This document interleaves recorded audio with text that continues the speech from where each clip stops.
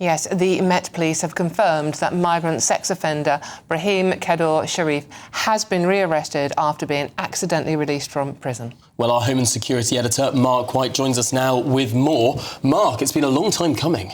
Yes, it was, and this was just in the last hour that police arrested this Algerian illegal immigrant and offender.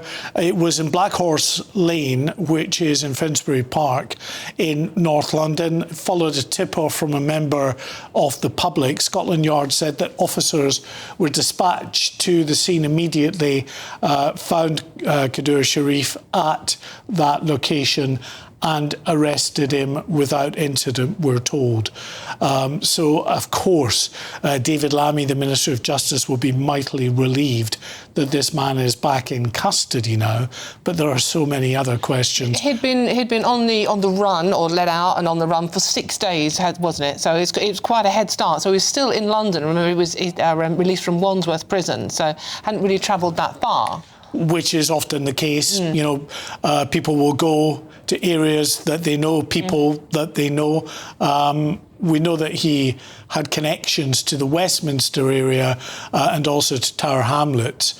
But he may well have known people up in that area as well. So a 6-day head start. There'd been speculation that he might have left the country, but clearly not, still here, but now back in custody. He'll be taken to police custody initially because he'll be questioned about where he's been in that time. He certainly couldn't have been unaware, even if he was perhaps a little confused about the error that was made initially, given that it was over a week ago that he was released now, and the last couple of days has been absolutely full of this mistake by Wandsworth prison staff.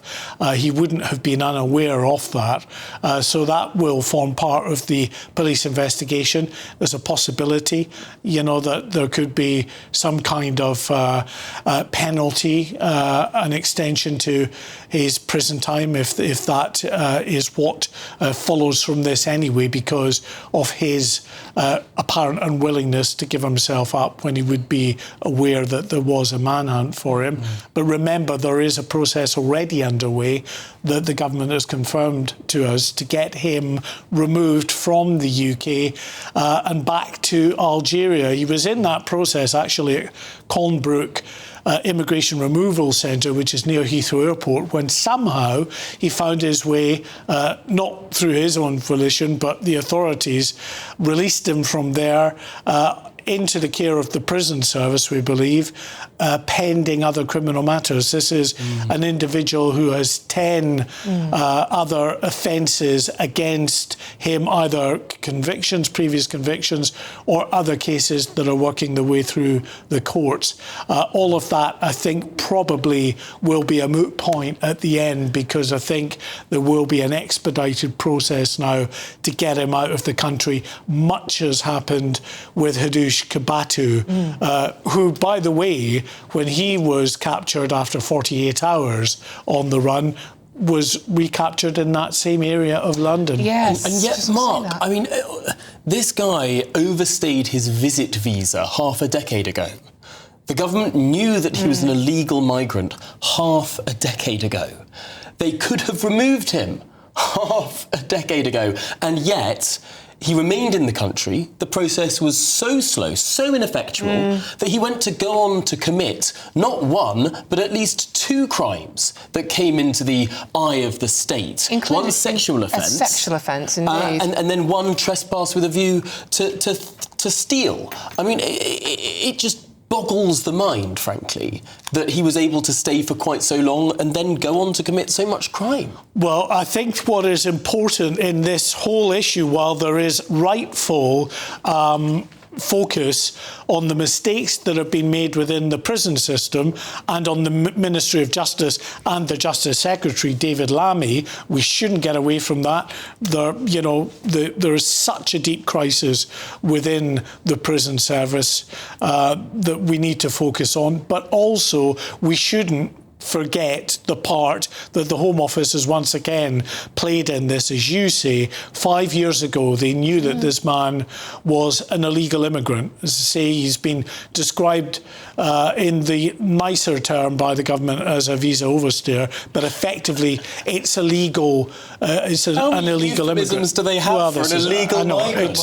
It's a nonsense. I've said this repeatedly, and it's worth repeating. Whether you break into the country in the back of a lorry or in a small boat, as we've been reporting again today, many hundreds of others are doing, or you come in on a visa with the sole intent of staying in this country and living and working illegally, you are an illegal immigrant. He is an illegal immigrant, and there is a process underway to get him removed. But yes, absolutely, Tom, you raised it there. Some real questions for the Home Office here as to why on earth now you might be expediting it. Why did you not do this so many years ago when you knew he was illegal? It's more questions than answers, but thankfully he is off the streets now, so, you know, not a danger to the public at the moment. But using the internet without a VPN, a virtual private network, is a bit like taking to the road without car insurance. All it takes is one unlucky moment to cost you a lot of cash. This video's sponsor is Private Internet Access. They are the VPN to help keep you safe. Click the link in the description below to find out why over 30 million people have downloaded PIA to protect themselves online. A virtual private network is an app that hides your IP address and helps keep your data private. When you're browsing the internet at home, you give up a large amount of data to businesses, to shops, and indeed to social media giants too. Hackers have the ability to steal your personal data with ease, including sensitive information such as passwords, keystrokes, and even your personal photos. Private Internet Access helps protect your personal data by encrypting your internet connection to keep your data out of the hands of cyber criminals. And it's not just hackers either to be concerned about. Information can be censored too. When Canada passed their C-18 bill, social media giants decided to ban news content on their platforms. But PIA can protect your ability to consume the news and content you love. Private Internet Access is available for Windows users, Mac OS, Android, Linux, iOS, and you can use one PIA subscription to protect an unlimited amount of devices. And we've got a huge GBNews discount for you too. Click the link in this video's description and you'll get a massive 83% off PIA. That's under £2 a month, the price of a coffee, and you'll get an extra 4 months completely free on top. Also, there's a 30-day money-back guarantee too. Visit piavpn.com/GBnews to start protecting yourself digitally today. also, Mark, we learned today that 90 violent sex offenders and other offenders have been released in 1 year. So there are 90 others out there who are just out there on the run still. Yeah, so this is a cohort within the 262 who were released in the year to March this year. But these are the ones that are violent and sex offenders. Well, yeah, no, absolutely. Well, and so many of them are. They probably not quite the majority, but a very significant proportion of the 262 are people who have been sent to prison for offences of violence and offences of a sexual nature. So that is of deep concern that these individuals are out there. Now, some of them will be recaptured, will have been recaptured, there's no doubt. But as we reported yesterday, there are thousands of fugitives still at large who were wanted on recall to prison. You know, people who had, been let out on licence, had reoffended, were asked back to prison, but disappeared. Almost 3,000 of those, including very violent offenders and sexual offenders who've been missing sometimes for decades and still haven't been found. Now, Mark, very often the government says, well, look, the prisons are a mess. They've always been a mess. People get accidentally released. This has continually happened time and time again. It happened under the previous government. Now, completely true to say it happened under the previous government, but the Telegraph has been reporting Ministry of Justice data, particularly for violent and sexual offenders, this is, the 90 that were released this year under this government. Last year, it was a little over 10. And that was consistent for the previous decade. 10 too many, of course, 10 too many. But it's risen ninefold, a 900% increase under this government. I mean, what on earth is happening? Yeah, well, as I say, it's part of the increase anyway in those who have been mistakenly set free by prison staff. And this is a net consequence of the absolute meltdown that the prison system is in at the moment. And part of that, there is no doubt, has been exacerbated by changes that were brought through under Shabana Mahmood when she was Justice Secretary to deal with the overcrowding crisis. You'll remember that she sanctioned the release of prisoners 40% of their sentence being served behind bars. Normally, you get released at the halfway mark and then you're released on licence for the remainder of your sentence. Well, she decided to release them earlier at 40% through their sentence to release thousands of prisoners. But the net result of that was this most almighty churn of people who were suddenly coming up for release much earlier than they were expected to.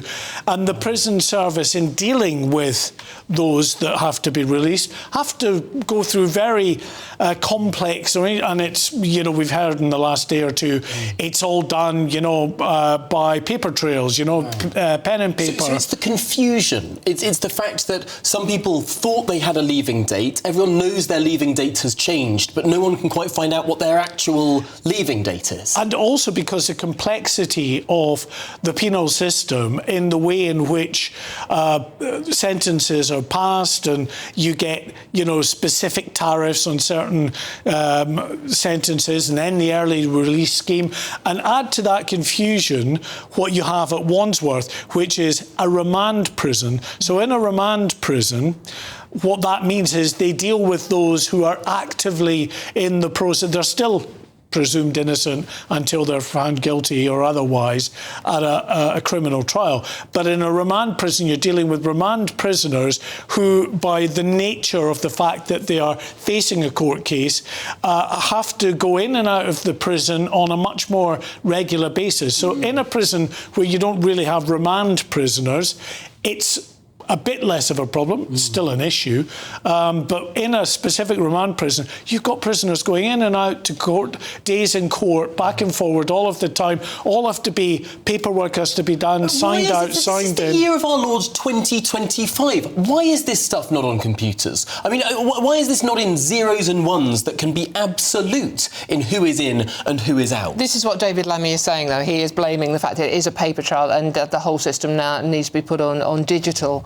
a system as well. But Mark, we also learnt this week that the National Police Chiefs Council have warned that by releasing prisoners early, we are going to see a lot more. I mean, it sounds stupid to state the obvious, but we are going to see a lot more crime on our streets. And they are warning that this situation is going to get worse. Yeah, a real shocker, that. I mean, it absolutely is stating the obvious. Yeah, I mean, but the government the government did acknowledge, to be fair to Shabana Mahmood, that there are risks in releasing people earlier, but that's got to be weighed against the risk of having a prison service which, I would describe as, pretty much in meltdown at the moment, not in every prison, but in lots of prisons, a situation that really would be just the collapse of so many of these prisons in their ability to effectively run the incarceration of individuals there. So you weigh them up. But the fact is, as the policing will point out, the recidivism rate, so the reoffending rate, is so high, the majority of those who are released go on to reoffend within a year or so of being released. So, of course, those being released are going to go back into the perpetual cycle of going out and, especially if they're on, substance abusers who are addicted to Class A drugs, they are shoplifting, they are burgling houses, stealing cars, mobile phones, all to feed a habit. It's a horrible, vicious cycle that just continues, and you add to that by turfing even more of them out onto the street at a time, I should add, when it's not just about them reoffending per se, but they are going back to the probation service and all of the wraparound services that are also in a state of absolute meltdown, that don't have enough in the way of staff to properly monitor these people back out in the community. It's a mess. And yet we're buying up surplus hotels for illegal migrants to make sure that each and every one has the right provision as guaranteed under law, that there's breakout rooms for them, that there's hot food, that there's a stipend. I mean, it seems that we've gone above and beyond to provide accommodation for illegal migrants, and yet when it comes to dangerous criminals, that's where we've dropped the ball. Well, there is absolutely a point there, you're right, in the huge resources that we plough in to housing the likes of those who come across the Channel, or others that claim asylum and have to be housed by the state and again get all the wraparound services.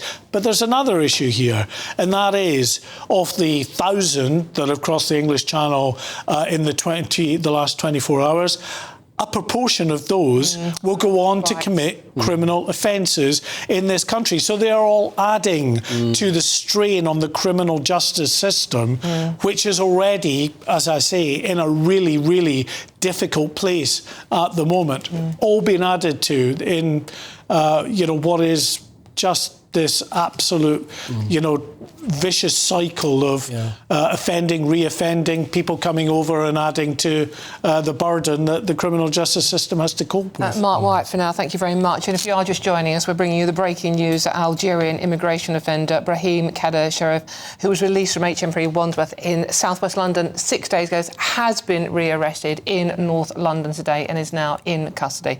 We will be bringing you any more information we have on that breaking story.